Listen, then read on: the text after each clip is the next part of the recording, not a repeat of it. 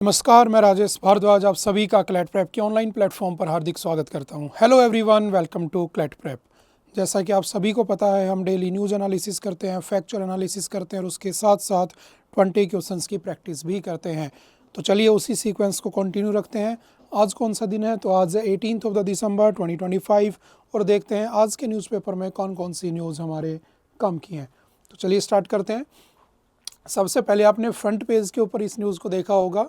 Lok Sabha passes nuclear energy bill allowing privatisation, यानी कि हमारी जो लोकसभा है बेसिकली, जो कि पार्ट ऑफ पार्लियामेंट है, एक होती है लोकसभा, एक होती है राज्यसभा। बिल पहले यहाँ आएगा, फिर यहाँ जाएगा, देन प्रेसिडेंट के पास जाएगा, या फिर हो सकता है पहले राज्यसभा में आ जाए, फिर लोकसभा में आ जाए और उसके बाद प्रेसिडेंट के पास चला जाए और जब प्रेसिडेंट उस पर साइन कर देगा तो वो एक्ट या कानून बन जाता है। तो जस्ट एक बिल है। और क्या कह रहा है? तो लोकसभा ने उसे पास कर दिया है। क्या कहा जा रहा है कि जो न्यूक्लियर एनर्जी बिल है उसमें बेसिकली जो न्यूक्लियर जो कंट्रोल है बेसिकली उसका पूरा न्यूक्लियर पावर प्लांट का, वो सारा का सारा किसके पास चला जाना चाहिए? तो वो सारा का सारा बेसिकली प्राइवेटाइजेशन, यानी कि प्राइवेट लोगों को देने की बात की जा रही है। तो अभी के लिए अगर आप देखोगे तो हमारे यहाँ पर न्यूक्लियर कौन कंट्रोल करता है? तो बेसिकली गवर्नमेंट कंट्रोल करती है और उसके लिए कुछ एक्ट भी बने हुए हैं। अगर आपने थोड़ा बहुत ध्यान दिया होगा तो सबसे पहले 1948 में बिल एक्ट पास किया गया था जिसे कहा गया था atomic energy act 1948। Then it was again replaced by atomic energy act 1962। और उसी समय अगर आपने थोड़ा सा ध्यान दिया होगा तो BARC Bhabha atomic research centre भी बनाया गया था। और जो भाभा एटॉमिक रिसर्च सेंटर है वो 1954 में खुला होता है, ठीक है, जिसका हेडक्वार्टर बेसिकली कहाँ बनाया गया था? तो ट्राम्बे, ठीक है, जो कि कहाँ पर है? ट्राम्बे, महाराष्ट्र, ठीक है, वहाँ पर इसका हेडक्वार्टर। तो और जो हमारे जो होमी जहांगीर भाभा है, ठीक है, होमी जहांगीर भाभा, उनको इनका फाउंडर भी कहा जाता है। ठीक है, जब हम DRDO वगैरह पढ़ते हैं तो डेफिनेटली इन चीज़ों को डिस्कस करते हैं। तो पहली बार आया था 1948 में, then again it was replaced by 1962। कौन सी मिनिस्ट्री है, कौन सा डिपार्टमेंट है? तो याद रखना department of atomic energy, DAE के अंडर में ये काम करता है। Atomic energy commission, NPCIL, nuclear power corporation of India limited, ठीक है। उसके बाद 2010 में याद रखना most important civil liability for nuclear damage act, जिसको हम CLNDA भी कहते हैं, इट वाज पास्ड। और जो CLNDA है ना, उसमें क्या प्रॉब्लम है कि सरकार को दोबारा से इनको रिप्लेस करके शांति बिल लाने की बात की जा रही है। इसका नाम क्या है? शांति बिल, ठीक है। अब शांति का मतलब क्या है? तो सिंपल सा समझने की कोशिश करना। यहाँ पर जो शांति कहा जा रहा है उसका सिंपल सा मीनिंग ये है, sustainable harnessing and advancement of nuclear energy for the transforming India, जिसका शॉर्ट फॉर्म है शांति। अब देखो समझना इसमें करने की क्या कोशिश की जा रही है। जो आपका CLNDA है उसमें प्रॉब्लम क्या है एक्चुअल में? तो CLNDA में प्रॉब्लम बस इतनी सी है कि CLNDA के अंदर अगर मान लो कोई कंपनी, जैसे मान लो मैंने कहा कोई रशिया की कंपनी है, वो भारत में आकर क्या कर रही है? अपना पावर प्लांट लगाती है और उससे कुछ डैमेज हो जाता है, ठीक है, यानी कि उसमें लीक हो जाता है, ठीक है, कोई भी एटॉमिक रिएक्शन कुछ भी हो जाता है, फॉर एग्जांपल रेडिएशंस फैल जाती हैं, तो डेफिनेटली उस केस में दैट कंपनी या that country will be responsible, हमारी जिम्मेदारी नहीं रहेगी। तो आपने एक बार देखा होगा 1984 में हमारे यहाँ पर आपने सुना होगा भोपाल गैस ट्रेजेडी। तो क्या था भोपाल गैस ट्रेजेडी? तो भोपाल गैस ट्रेजेडी में बेसिकली एक कंपनी होती है जिसका नाम क्या था? Union carbide. और उस यूनियन कार्बाइड कंपनी के अंदर एक गैस होती है, कौन सी? तो उसका नाम था मिथाइल आइसोसाइनाइड, ठीक है, आइसोसाइनाइड। वो क्या हो जाती है? लीक हो जाती है और उसमें बहुत सारे लोगों की डेथ हो जाती है, ठीक है। तो अब उसके बाद ये कहा गया कि यार ऐसे तो काम नहीं चलेगा बेसिकली, है ना, कि कल को कोई कंपनी आए और ऐसा डेंजरस, है ना, ऐसा कोई, है ना, इतना हार्मफुल होता है ये हमारे लिए, इसकी रेडिएशंस, इसका प्लांट लगाए और कोई छोटी मोटी गलती हो जाए तो उस केस में लोगों को भुगतना पड़े। तो सरकार ने कहा ठीक है लगाओ, तुम्हारे मर्जी है, लगाओ, इन्वेस्टमेंट करो, फॉरेन इन्वेस्टमेंट अलाउ है, बट उस केस में अगर कुछ डैमेज होता है then you will be responsible for that. तो इस बार कहा गया कि यार ऐसा करने से हुआ क्या कि जो फॉरेन इन्वेस्टमेंट है, फॉरेन डायरेक्ट इन्वेस्टमेंट है, वो कम हो गया। तो लोगों का इंटरेस्ट ही खत्म हो गया कि चलो भारत में चलकर क्या लगाते हैं? फैक्ट्री लगाते हैं। तो कोई आना ही बंद कर दिया। तो हमने क्या किया? अच्छा याद रखना, India US civil nuclear deal हुई थी 2008 में, उसके बाद 2010 में इस एक्ट को लाया गया था, ठीक है, कि हम उसको रिस्पॉन्सिबल मान लेंगे, ठीक है। उसने भोपाल गैस ट्रेजडी का भी, अच्छा इसमें याद रखना लाइबिलिटी कितनी है इस एक्ट के अंडर में, 1500 करोड़ रुपए की लाइबिलिटी है, और टोटल लाइबिलिटी कैप कितना है, 2100 करोड़ रुपए तक आप पे फाइन लगाया जा सकता है अगर इन केस ऐसा कुछ होता है तो, ठीक है। जैसे समझना जो फॉरेन डायरेक्ट इन्वेस्टमेंट है, फॉर एग्जांपल मैंने कहा है ना एफडीआई, अभी तक सरकार इसे चला रही थी। अच्छा आपको पता होना चाहिए कि हमारा जो न्यूक्लियर जो एनर्जी है उसका जो टारगेट ईयर है वो कौन सा है, 2047, और हमारा टारगेट है इंडियन गवर्नमेंट का, हमारा भारत का, कि हम 100 गीगावाट जो एनर्जी है वो बेसिकली न्यूक्लियर से बनाएंगे। बट कैसे बनाएंगे, उसके लिए बहुत सारे रेस्ट्रिक्शंस है, तो उनको भी ख़त्म करने के लिए कहा जा रहा था कि हम क्या करेंगे, CLNDA को ख़त्म कर देंगे। बट उसके लिए हमें कोई नया लॉ लाना पड़ेगा, तो they just introduce Shanti bill. अब शांति बिल में क्या होता है, लोकसभा ने जस्ट पास कर दिया, अब राज्यसभा में पहुंचेगा, देन प्रेसिडेंट के साइन होंगे, फिर ये एक एक्ट बन जाएगा। कोई भी भारत का प्राइवेट प्लेयर है, जैसे अडानी है, अंबानी है, जो भी बड़े बड़े बिजनेसमैन लोग हैं, जो भी बड़े बड़े है ना बिजनेस चलाते हैं, बेसिकली वो लोग उसको चला सकते हैं, ऑपरेट कर सकते हैं। इवन फॉरेन से जो डायरेक्ट इन्वेस्टमेंट होगा वो भी उसमें अलाउ होगा। तो जस्ट एक बिल है, ठीक है, जब बन जाएगा तो हम इसको दोबारा पढ़ने को मिल जाएगा, सिंपल सा याद रखना। नेक्स्ट एक और टॉपिक है जो एफडीआई से ही रिलेटेड है, ठीक है, और दोनों एक ही साथ लिखे हुए थे, तो हम उसको भी डिस्कस कर लेते हैं, ठीक है। क्या है देखना, अभी लोकसभा था, इस बार राज्यसभा है ना, तो कहीं भी इंट्रोड्यूस हो सकता है, ध्यान रखना। Rajya Sabha passes bill for 100% FDI in insurance sector, यानी कि इंश्योरेंस सेक्टर में 100% क्या अलाउ कर दिया गया है, फॉरेन डायरेक्ट इन्वेस्टमेंट अलाउड कर दिया गया है। अगर आप लोगों ने इस बार का बजट पढ़ा होगा, अगर इस बार का बजट पढ़ा होगा, बजट जो हमारा फैब में आता है बेसिकली, तो वहाँ पर भी डिस्कस किया गया था कि गवर्नमेंट जो है वो 74% एफडीआई अलाउ करके बैठी है। यानी कि आपने अपने इंश्योरेंस करा रखा होगा कि आप साल का कुछ प्रीमियम भरते होंगे, है ना, 10,000, 15,000, 5,000 जो भी है, और उसके बाद साल भर में अगर कोई डिजीज़ हो जाती है, कोई हॉस्पिटल एक्सपेंस देने पड़ सकते हैं, तो उस केस में आप क्या कर सकते हो, you can use your premium, या वो भी जो भी इंश्योरेंस कंपनी वो आपका पे कर देगी। लेकिन हाँ, अगर आप बीमार ही नहीं पड़े तो उस केस में क्या होगा, देन डेफिनेटली वो पैसा आपका चला गया आपके हाथ से, ऐसा मान के चलिए, ठीक है। तो कहा गया कि हमारे यहाँ पर प्रॉब्लम क्या है कि हमारे यहाँ पर मोनोपोली हो रखी है, 2-4-5 कंपनियां हैं, ठीक है, वो लोग ही उस पूरे सेक्टर को कंट्रोल करते हैं, ठीक है, वो रिफंड भी अच्छे से नहीं करते हैं, तो लोगों के पास प्रॉब्लम होती है कहाँ जाएं कहाँ ना जाएं। तो कहा गया एक काम करते हैं, फॉरेन डायरेक्ट इन्वेस्टमेंट को हम क्या करते हैं, 100% ही अलाउ कर देते हैं। तो बजट में कहा था निर्मला सीतारमण जी ने, जो हमारी फाइनेंस मिनिस्टर हैं आज के दिन, कि हम 74% से इंक्रीज करके इसे 100% कर देंगे। तो होगा क्या कि मान लो यूएसए की कोई कंपनी है, ठीक है, इंश्योरेंस सेक्टर में काम करती है, और सीधा भारत में आकर क्या करेगी, 100% उसको फंडिंग अलाउ है, पूरी तरीके से भारत में अपनी एक ब्रांच खोलेगी, यहाँ पर अपना काम शुरू करेगी, और अगर वो बेटर ऑप्शंस देगी, बेटर फैसिलिटीज़ देगी, है ना, तो हमारे जो कस्टमर्स हैं यहाँ के वो सीधा कहाँ शिफ्ट कर जाएंगे, इस तरफ शिफ्ट कर जाएंगे। और जब इस तरफ शिफ्ट कर जाएंगे तो जो हमारे लोकल प्लेयर्स हैं बेसिकली, उन लोकल प्लेयर्स को बड़ी प्रॉब्लम हो सकती है।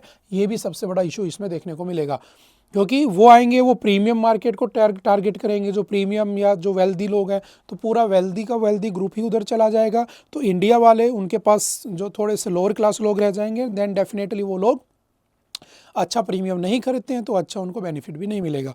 तो लोकल प्लेयर्स का गायब होना एक थ्रेट है हमारे लिए, बट 100% करना हमारी जीडीपी को भी इंक्रीज़ कर रहा है कि यहाँ पर 100% उनका क्या होगा, एफडीआई। देखो दो चीज़ें होती हैं, एक होता है फॉरेक्स रिजर्व, एक होता है foreign direct investment. Forex reserve वो होता है कि आप कहीं गए, वहाँ से पैसा कमाया, आपने यहाँ भेजा, तो आपने डॉलर में कमाया था, लेकिन यहाँ तुम्हारे फैमिली वालों को रुपये में मिल गया, तो वो जो डॉलर था वो गवर्नमेंट के पास सेव हो गया in the form of dollar, और सरकार ने तुम्हें रुपये दे दिए।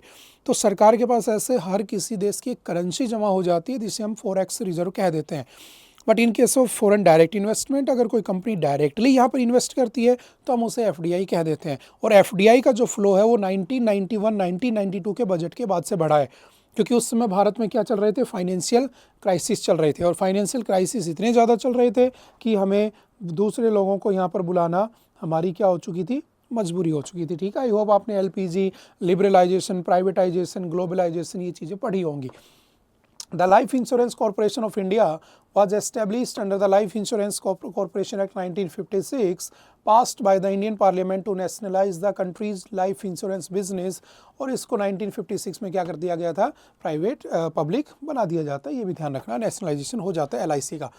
ए day after the Lok Sabha pass, सबका बीमा सबकी रक्षा, याद रखना क्या नाम रखा गया इसका, सबका बीमा सबकी रक्षा, amendment of insurance laws bill the Rajya Sabha on Wednesday pass the legislation which allows 100% foreign direct investment in the insurance sector. और याद रखना हमारी भारत सरकार का एक टारगेट भी है 2047, और उसका जो थीम है वो यही है, बीमा फॉर ऑल, ठीक है। और बीमा फॉर ऑल का मैं ये भी कह सकता हूँ इंश्योरेंस फॉर ऑल, 2047 तक हर किसी का इंश्योरेंस कर देना है, ये सरकार का टारगेट है, ये भी ध्यान रखना, ठीक है। इसको रेगुलेट कौन करता है, तो IRDAI करता है, सिंपल ध्यान रखना, इंडियन रेगुलेटरी है ना, जो आपका डिपार्टमेंट है, कौन सा वाला, जो आपके इंश्योरेंस को वो करता है, रेगुलेट करता है, ठीक है। इंश्योरेंस रेगुलेटरी, ठीक है, development authority of India IRDAI इसको रेगुलेट करता है। कब बना था, तो याद रखना इसका जो फॉर्मेशन होता है 1999 में हुआ होता है, ठीक है। The upper house also cleared the repealing and amending bill that repeals 71 absolute laws. The bill was also passed by the Lok Sabha on the Tuesday, ठीक है। तो सिंपल से याद रखना उन्होंने 100% उसको क्या कर दिया है, अलाउ कर दिया है। अगर प्री लिबरलाइजेशन देखोगे तो पहले मोनोपोली हुआ करती थी, ठीक है, और उस समय तक हमारे यहाँ पर LPG की नीड नहीं थी क्योंकि यहाँ पर कोई फाइनेंशियल क्राइसिस नहीं थे। बट देन जब फाइनेंशियल क्राइसिस आते हैं तो लिबरलाइजेशन, प्राइवेटाइजेशन, ग्लोबलाइजेशन, हमने सबको लाइसेंस फ्री कर दिया, ऑलमोस्ट 6 इंडस्ट्रीज़ को छोड़कर, लीकर और ये सब है ना, और हमने हर किसी को प्राइवेट कर दिया, छोड़कर किसको, एटॉमिक पावर को, जिसके ऊपर अभी हमने डिस्कस किया था। और वो एटॉमिक पावर या न्यूक्लियर पावर को क्या करने वाले हैं, प्राइवेट करने वाले हैं, जो हमने पहला टॉपिक पढ़ा था। और दूसरा, इंडियन रेलवे को इन्होंने प्राइवेट करने से मना कर दिया था, क्योंकि इंडियन रेलवे को लाइफलाइन ऑफ इंडिया कहते हैं। हालांकि इसको भी धीरे धीरे प्राइवेट किया जा रहा है। और ग्लोबलाइजेशन मतलब ग्लोबल प्रोडक्ट, यहाँ पर हमारा प्रोडक्ट ग्लोबली होना चाहिए, तो हमारी इकोनॉमी को बूस्ट करने के लिए हमने ऐसा किया होता है। और उसके बाद से कभी हमने हमारी इकोनॉमी के अंदर कभी डाउन नहीं देखा, ठीक है। और उस समय कौन थे finance minister, doctor Manmohan Singh ji, जिनका सबसे बड़ा काम यही माना जाता है, ठीक है। तो उस समय before 1990s insurance sector was a complete state monopoly, LIC और GIC दो ही होते थे। फिर मल्होत्रा कमेटी बनती, याद रखना, मल्होत्रा कमेटी 1994, और मल्होत्रा कमेटी रिकमेंड करती है opening the sector to private players, और उसके बाद प्राइवेट प्लेयर्स को एंट्री दी गई। 2000 के अंदर जो पहली बार FDI था वो 26% रखा गया, ध्यान रखना, एक बार पहले भी हम पढ़ चुके हैं। 2015 में the cap was raise to 49%, allowing significant foreign capital but retaining Indian management control, यानी कि जो फॉरेन कैपिटल रहेगा वो 49% रहेगा, बट जो एक्चुअल कंट्रोल रहेगा वो इंडियंस के पास रहेगा। फिर 2021 के अंदर इसको बढ़ाकर 74 कर दिया गया। नाउ 2025 में इसको कम्प्लीटली 100% कर दिया गया है कि पूरी की पूरी जो कंप्लीट ओनरशिप वो किसके पास रहेगी, फॉरेन कंपनी के पास। जैसे स्पेस के सेक्टर में भी लास्ट ईयर क्या कर दिया था हमारी इंडियन गवर्नमेंट ने, FDI फॉरेन डायरेक्ट इन्वेस्टमेंट को 100% अलाउ कर दिया होता है। सिमिलरली इस बार भी इंश्योरेंस सेक्टर को कर दिया है। अगर आप लोग अच्छे से बजट पढ़े हो तो मुझे बताना कौन सी कमेटी को बनाया गया था, वो इस बात को चेक करने के लिए कि what will be the consequences of allowing 100% FDI in insurance sector, ठीक है। देखते हैं कौन बताता है। अगर GDP की बात करें तो हमारी GDP में लास्ट 2024 के अंदर 3.7% कहाँ से आ रहा था, तो इंश्योरेंस सेक्टर से आ रहा था, ठीक है। अभी आपने देखा होगा GST के रेट कम होने के बाद इनके भी प्रीमियम्स कम जो थोड़े से है ना सस्ते हो गए थे, ठीक है, रेट कम हो गए थे। लाइफ इंश्योरेंस 2.8%, ठीक है। Non life insurance 1%। It has a long gestation period before profitability. Indian promoters often struggle to infuse capital repeatedly during this phase, ठीक है।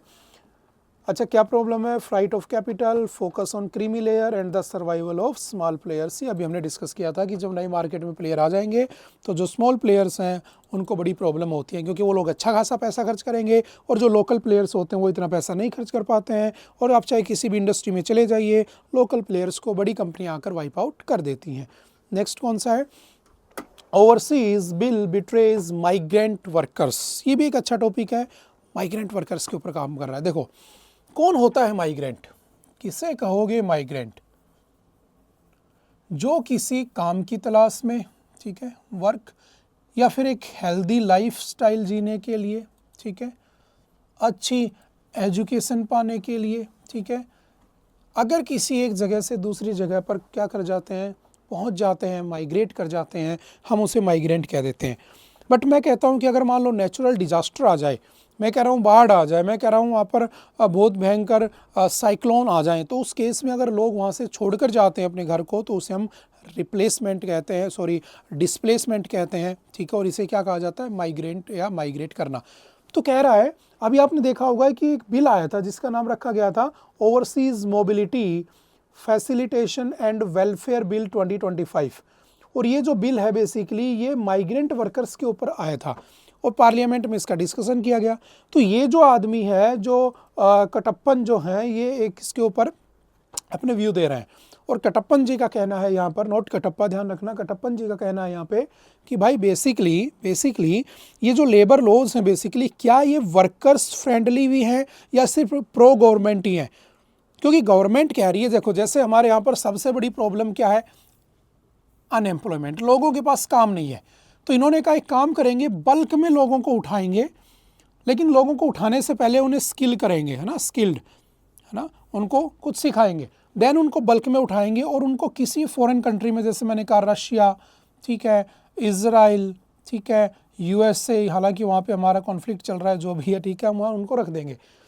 तो जब वो वहाँ चले जाएंगे तो क्या सरकार की जिम्मेदारी, गवर्नमेंट की जिम्मेदारी, रिस्पॉन्सिबिलिटी बस इतनी ही है कि उनको स्किल करना और विदेश भेज देना।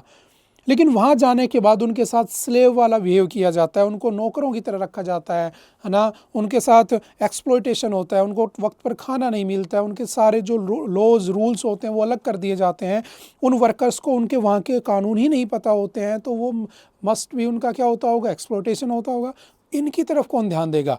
सरकार ये तो कह नहीं सकती है कि चलो तुम्हें रशिया भेज देते हैं, वहाँ तुम काम करो, और वहाँ पर एक ऑफिस खोल दिया है, बस ऑफिस रहेगा कि हम यहाँ पर हैं, बट कुछ फैसिलिटेशन थोड़ी ना होना चाहिए, कुछ रिस्पॉन्सिबिलिटी भी होनी चाहिए। तो ये जो बिल था कौन सा, overseas mobility facilitation and welfare bill 2025, इसके क्या प्रोज हैं, क्या कौन से, बस उसने यही डिस्कस करने की कोशिश की है।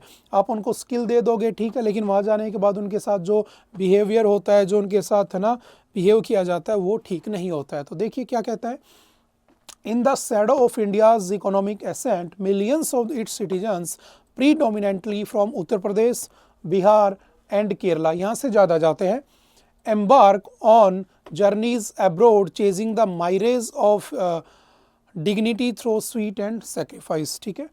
These are India's labor migrants, construction workers, gulf में जाते हैं, ठीक है, डोमेस्टिक हेल्पर में जाते हैं, ठीक है, अरब मेंशंस में जाते हैं, फैक्ट्रीज़ में जाते हैं, south east Asian sweet shops पे जाते हैं, ठीक है, वहाँ पर। अच्छा आपने देखा होगा कि बहुत सारे लोग तो 20-20, 25-25 लाख रुपए करके, 50-50 लाख रुपए खर्च करके वहाँ पर पहुँच जाते हैं, ठीक है। और वो भी बहुत सारे लोग आपने देखा होगा डंकी रूट का यूज़ करते हुए पहुँच जाते हैं, फिर भी उनके साथ ऐसा बिहेव होता है। बस उसी के ऊपर ही डिस्कस किया गया। तो बिल का नाम क्या है, yet as the overseas mobility facilitation and welfare bill. याद रखना, दो कानून है इंडिया में, लेबर जो कोड्स हैं वो भी चेंज हो गए हैं, आई होप आपने पढ़ा होगा, we have discussed it earlier, पढ़ चुके हैं पहले उसको एक बार, ठीक है। और ये फॉरेन की बात कर रहा है, ठीक है, सिंपल सा थोड़ा सा डिफरेंस याद रखना। The bill promise facilitation but delivers fragility, prioritising bureaucratic streamlining over the blood and bone realities of the migrant workers, ठीक है। If passed unamended, it will etch deeper scars into India's global workforce। यानी कि सरकार को थोड़ी बहुत तो responsibility लेनी चाहिए, बस यही कह रहा है, ठीक है। Now these duties dissolve into functions, the bill of safe return, but schemes on the funds for vocational training or trauma counseling, cynically excluding deportees within 182 days as non-returnees, ठीक है। नेक्स्ट चलते हैं, फिर एक बिल है। देखो आज जो न्यूज़पेपर है ना उसमें 3-4 चीज़ें कॉमन है। एक तो माइग्रेंट्स के ऊपर पूरा भरा पड़ा है, दूसरा बिल से बिल डिस्कस कर रहे हैं। देखो हमने पहले न्यूक्लियर जो पावर है उससे रिलेटेड बिल डिस्कस किया, ठीक है। देन हमने ओवरसीज़ वर्कर्स वाला बिल डिस्कस किया, ठीक है। देन हमने फॉरेन डायरेक्ट इन्वेस्टमेंट को 100% करने का बिल डिस्कस किया। देन अगेन एक और बिल है जिसका नाम क्या है, बिल टू रिप्लेस मनरेगा फेस क्रिटिसिज्म।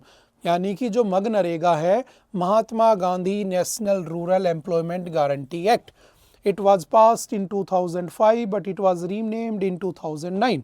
हमने काफ़ी बार इसको डिस्कस किया हुआ है। इसमें डिमांड ड्रिवन था, राइट बेस्ड एम्प्लॉयमेंट था, यानी कि कितने दिन का वो रोज़गार उसमें मिल रहा था एम्प्लॉयमेंट, तो 100 डेज़ का था, कंपलसरी था, नहीं अगर काम है तो भी तुम्हें पेमेंट तो मिलेगा, पे मिलेगा, because it was guaranteed.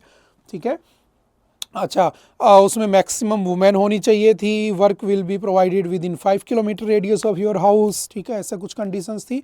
Unskilled worker को दिया जा रहा था, अगर आपके घर में 5 लोग हैं, 10 लोग हैं, 18 प्लस होने चाहिए, 18 साल से ऊपर के होने चाहिए, उनको ये सारा का सारा रोज़गार एम्प्लॉयमेंट मिल जाएगा, क्योंकि आर्टिकल 41 ऑफ DPSP क्या कहता है, राइट टू वर्क। ठीक है, तो उसके अंडर में ये आ रहा होता है। ठीक है, 100 डेज़, ठीक है, मिनिमम वेज एक्ट में भी आता है, डायरेक्ट बेनिफिट ट्रांसफ़र भी दिए जाएंगे, ये सारी फैसिलिटीज़ अभी तक थी।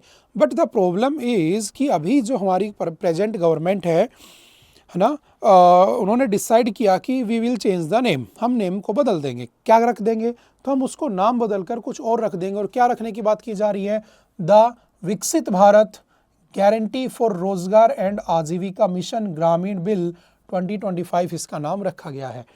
क्या नाम रखा गया है, तो दोबारा से थोड़ा सा समझने की कोशिश करना।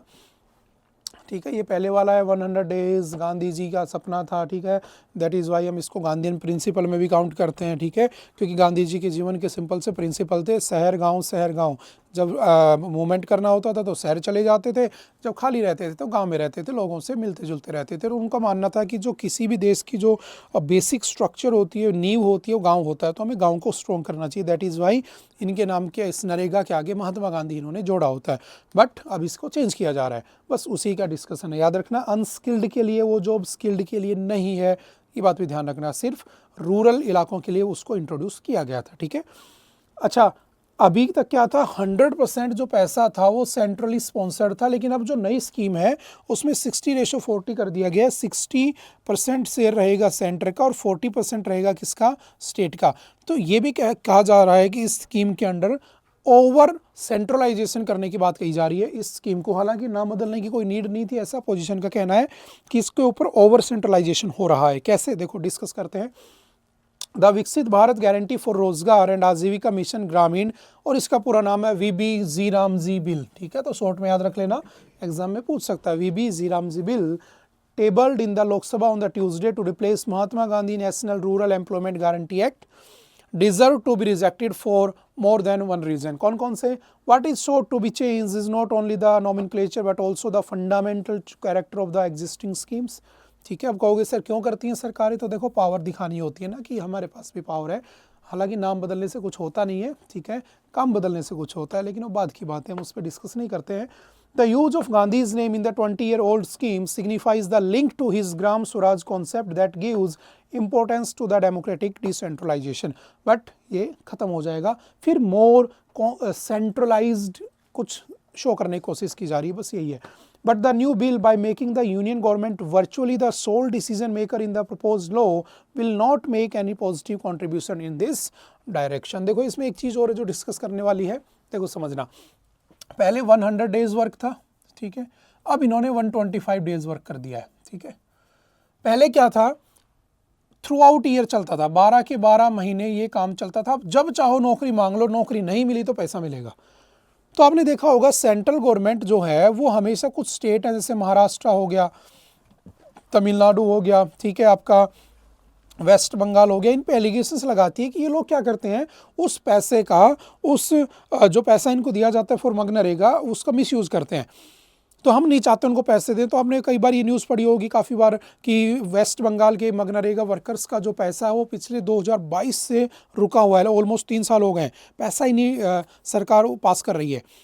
तो सरकार का कहना है, गवर्नमेंट का कहना है कि ये लोग मिसयूज़ करते हैं। तो अब इसको चेंज करने के लिए they just introduced this bill और 60-40 कर दिया, यानी कि 60% आप देंगे, 40% आप दोगे, तो burden must be on state, ऐसा उनका मानना है। अब देखो दो चीज़ें हैं, एक तो ये भी हो सकता है कि सच में स्टेट काम नहीं करते हो, सच में स्टेट पैसा वहाँ यूज़ नहीं करते हो, किसी गरीब को नहीं मिल रहा हो वर्कर को, जबकि स्टेट ही कहीं और यूज़ कर रहा हो, तो ये बहुत अच्छी बात है। बट एक तरफ ये भी है ना कि जब स्टेट को पैसा देना पड़ रहा है तो हो सकता है कि वो वर्कर्स की लिस्ट ही आगे ना भेजे, लोग काम मांग रहे हैं, बताया ना जाए लोग काम मांग रहे हैं, उस बात को छिपा दिया जाए। तो एक्चुअल में लोगों पर भी तो इम्पैक्ट पड़ सकता है ना। That is the main theme of this news, समझ गए। दूसरी चीज़, पहले वाली जो थी वो जो स्कीम थी Mahatma Gandhi national rural employment guarantee act, that was demand driven, यानी कि वहाँ पर डिमांड की जाती थी भाई काम दो तो सरकार काम देगी, दैट वाज गारंटीड, नहीं है तो पैसा देगी। बट ये जो है ना ये सप्लाई ड्रिवन कर दिया है इसको, समझ गए डिफरेंस। मतलब अगर काम होगा तो काम मिलेगा, नहीं होगा तो उस समय काम नहीं मिलेगा। अभी क्या है, जैसे आज मैं सुबह सुबह उठा, मेरे को कोई काम नहीं है, मैं अनस्किल्ड वर्कर हूँ, मैं गया सरपंच के पास, क्योंकि ग्राम सभा जो होती है ग्राम पंचायत वो उसके ऊपर पूरा कंट्रोल करती है। मैंने कहा कि सरपंच साहब मुझे काम चाहिए, तो भाई नहीं है तो मुझे पैसा मिल देना पड़ेगा। बट अब ये सप्लाई ड्रिवन हो चुका है इस बिल में।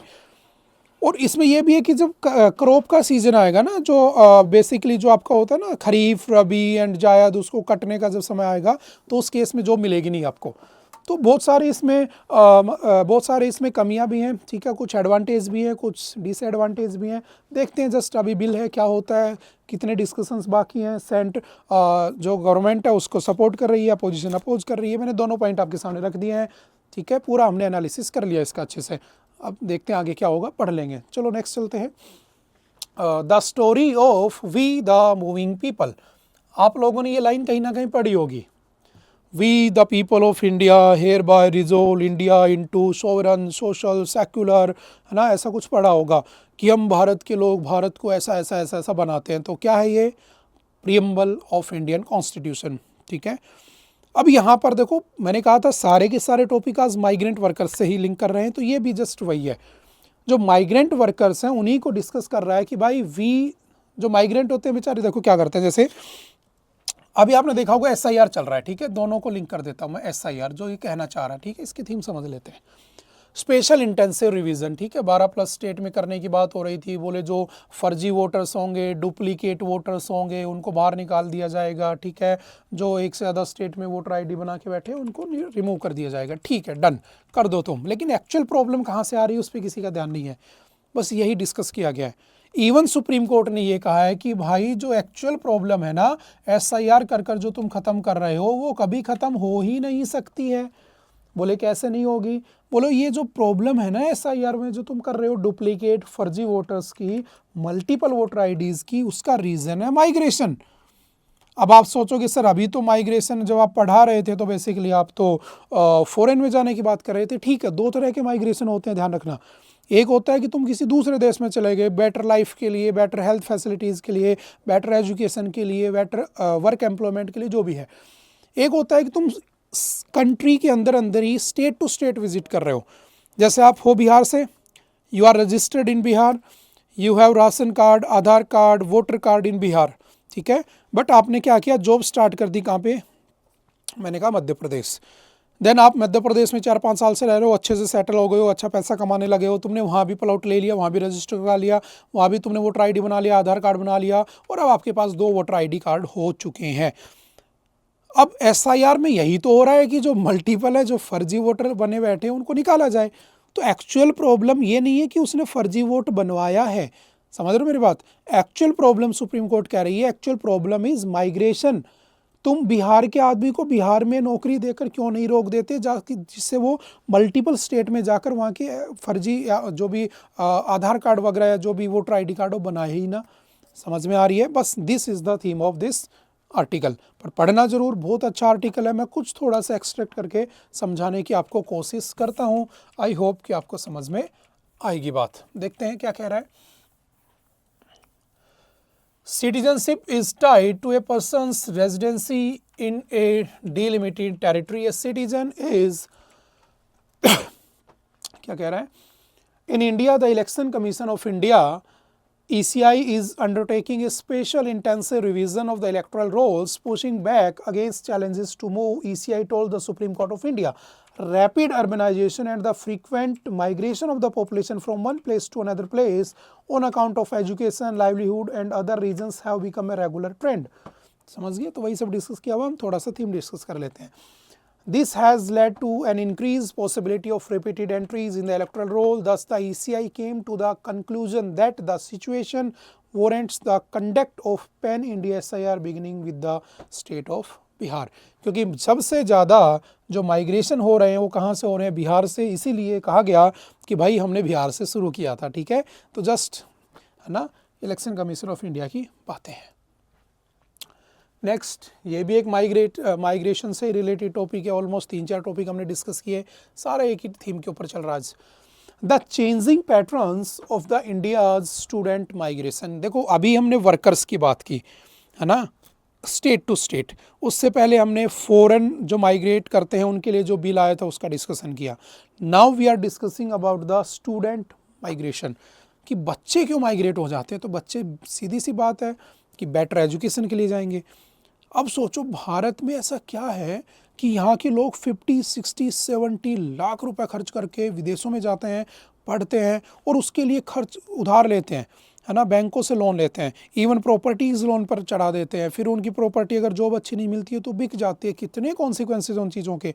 तो अगर इंडियन गवर्नमेंट अगर इतना ही भला कर रही है, आर्टिकल का कहना है ना कि इतना ही भला कर रही है, तो डेफिनेटली कुछ ऐसा क्यों ना किया जाए कि भाई उसको बाहर जाना ही ना पड़े, उसे बेटर एजुकेशन यही मिल जाए, है ना। तो वो जो इतना लोन लेकर वहाँ पहुँच रहा है, डेफिनेटली वो पैसा भी यहीं यूज हो जाएगा, जीडीपी में भी कंट्रीब्यूट करेगा, इकोनॉमी भी बूस्ट करेगी, एंड डेफिनेटली, है ना, बहुत सारी चीज़ें हैं जो वहाँ पर उसके साथ होने से रह जाएंगी। बस यही इसकी थीम है। चलो एक बार पढ़ते हैं। Today migration is characterised by self financed education where middle class household invest heavily in the promise of a global degree. ठीक है, ज़बरदस्ती का ब्रिटेन, थाईलैंड जाना है, डिग्री लेना है, उसकी बात कर रहा है।